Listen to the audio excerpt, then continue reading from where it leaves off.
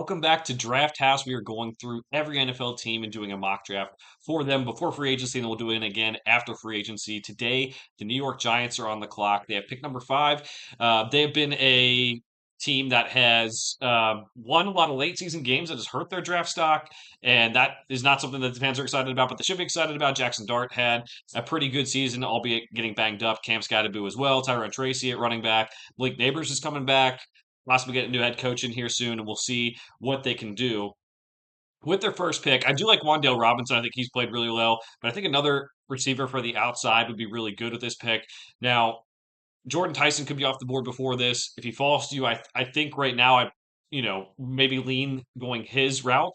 Although you have to check out his medical history, he has plenty of injuries in the past.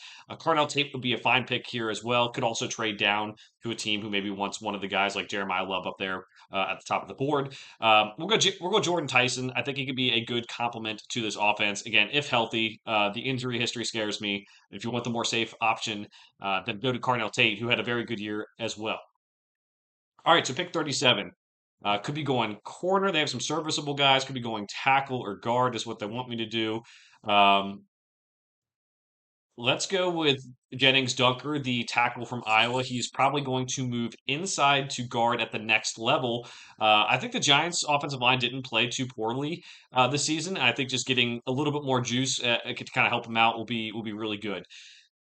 All right, so we'll go to round three. Brian Parker could have been a guy we took if we didn't take Dunker. Kind of a similar thing. Played tackle in college, probably moving inside to guard at the next level. But we already took Jennings Dunker there. So next pick, let's go with one of these corners probably. I don't think they're going to go Xavier Scott, more of a nickel type player. Pretty versatile in the secondary, but they already have Andrew Phillips, who they took a couple of years ago.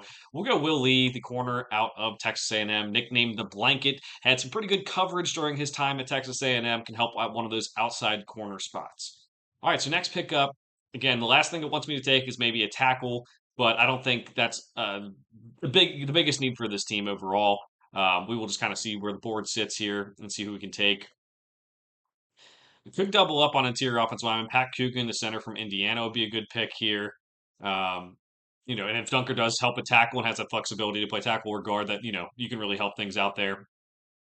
We'll go, yeah, we'll go with Pat Coogan, the center from Indiana. Now he started his career at Notre Dame, helped that playoff run last year. Now he's at Indiana, helping Indiana's playoff run. He has really good pregame speeches and it just seems like a really good locker room guy to take. So you get some of the offensive line fixed here. We'll probably go some different positions from here on out, other than fixing the offensive line.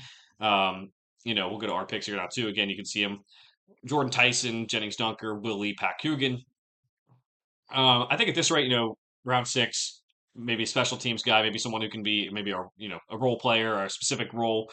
We'll go Kyle Lewis, the linebacker out of Pittsburgh.